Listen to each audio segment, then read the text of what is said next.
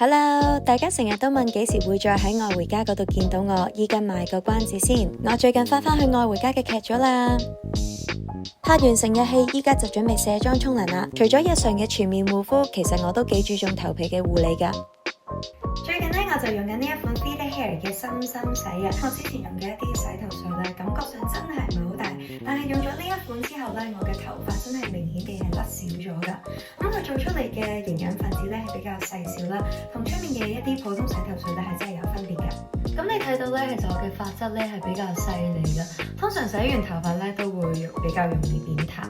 但係用完呢款洗頭水之後咧，你睇下都幾蓬鬆㗎。同埋呢幾年咧，我都經常做造型啦，同埋噴髮膠，我都好擔心咧個髮量會變少，影響上鏡嘅效果㗎。咁咧我就會用埋呢一款深深噴，就係噴喺額角呢啲位置，跟住咧再按一按，跟住咧就吹頭髮，吹到大概70%乾，再搽埋啲護髮精油就搞掂啦。